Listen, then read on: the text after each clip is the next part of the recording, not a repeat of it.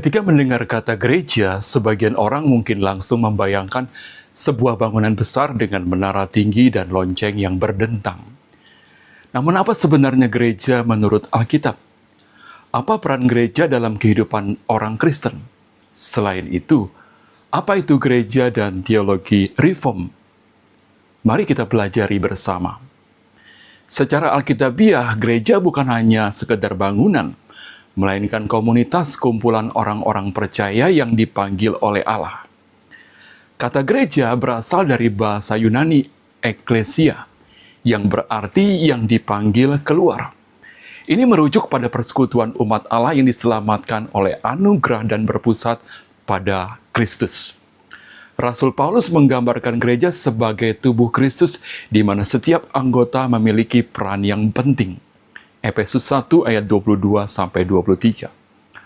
Untuk mengenal dan memahami gereja reform, gereja ini memiliki ciri khas yang membedakannya dari gereja-gereja lain. Beberapa ciri khas tersebut meliputi 1. Liturgi yang berpusat pada firman. Ibadah yang berfokus pada pemberitaan firman Tuhan dan doa. Kedua, pemberitaan firman yang murni. Firman Tuhan harus diberitakan dengan setia dan berpusat pada Injil Kristus 2 Timotius 4 ayat 2. 3. Penekanan pada eksposisi Alkitab. Pengajaran Alkitab dilakukan dengan cara menggali, mengupas ayat demi ayat secara mendalam dan bertanggung jawab. Keempat, pelayanan sakramen. Baptisan dan perjamuan kudus dilaksanakan dengan hikmat dan sesuai ajaran Alkitab. Kelima, penggembalaan dan disiplin jemaat. Gereja harus menjaga kemurnian ajaran dan kehidupan rohani jemaat melalui disiplin yang penuh kasih dan perhatian.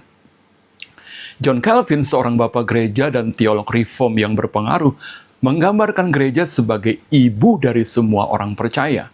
Karena melalui gereja, orang Kristen bertumbuh dalam iman dan menerima pengajaran yang benar. Bisa dilihat dalam buku Institutes of the Christian Religion, buku keempat.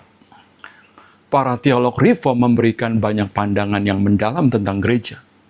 Di sini kita hanya melihat dua di antaranya. Pertama, Herman Bavinck, seorang teolog reform Belanda, melihat gereja sebagai bagian dari rencana kekal Allah.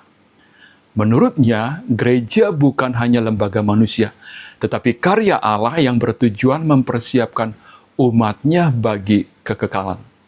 Kedua, Abraham Kuyper mengembangkan konsep spare sovereignty, di mana gereja memiliki peran penting, tetapi tidak terpisah dari kehidupan sehari-hari. Kuyper percaya bahwa Kristus adalah raja atas semua aspek kehidupan, termasuk politik, budaya, dan keluarga. Dari mana teologi reform itu? Teologi reform berasal dari gerakan reformasi Protestan abad ke-16 yang dipimpin oleh tokoh seperti Martin Luther, John Calvin, dan Ulrich Zwingli.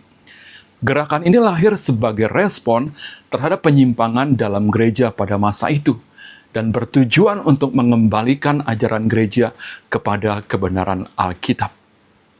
Dasar dari teologi reform dirangkum dalam 5 solas, yaitu sola scriptura. Hanya Alkitab yang menjadi otoritas tertinggi dalam iman dan kehidupan. Sola fide. Manusia dibenarkan hanya melalui iman kepada Kristus. Sola gratia. Keselamatan adalah anugerah Allah semata, bukan hasil usaha manusia. Solus Christus. Hanya Kristus yang menjadi satu-satunya perantara antara Allah dan manusia. Soli Deo Gloria. Segala kemuliaan hanya bagi Allah. Dalam teologi reform, terdapat beberapa ajaran penting yang menjadi pondasi dalam kehidupan gereja dan orang percaya, yaitu 1. Kedaulatan Allah. Allah adalah penguasa atas segala ciptaan. Tidak ada sesuatu pun yang terjadi di luar kendali dan rencananya. Kedaulatan Allah ini membawa keyakinan bahwa segala sesuatu bekerja untuk mendatangkan kebaikan bagi mereka yang mengasihinya. Roma 8 ayat 28. Kedua, sakramen sebagai sarana anugerah. Gereja Reform menekankan pentingnya baptisan dan perjamuan kudus sebagai sarana anugerah yang menguatkan iman jemaat. Namun, sakramen bukanlah alat keselamatan, melainkan tanda dan materai dari janji Allah. Ketiga, kehidupan berpusat pada Allah. Semua aspek kehidupan, baik pekerjaan, pendidikan, keluarga, maupun ibadah, adalah bagian dari penyembahan kepada Allah. Abraham Kuyper pernah berkata, tidak ada 1 inci pun dalam kehidupan manusia di mana Kristus tidak berkata, itu milikku.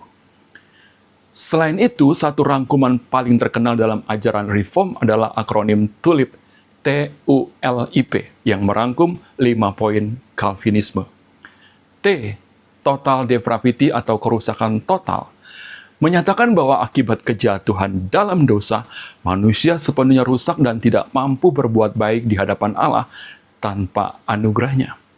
Kerusakan ini meliputi pikiran, perasaan, kehendak, dan seluruh aspek kehidupan manusia. Roma 3 ayat 10-12, Yeremia 17 ayat 9. U, unconditional election, pemilihan yang tidak bersyarat. Allah dalam kedaulatannya telah memilih orang-orang yang akan diselamatkan bukan berdasarkan perbuatan atau usaha mereka, melainkan semata-mata karena anugerah dan kehendaknya yang berdaulat. Efesus 1 ayat 4-5, Roma 9 ayat 11-13. L, limited atonement, penebusan yang terbatas. Kristus mati untuk menebus dosa-dosa umat pilihannya secara efektif.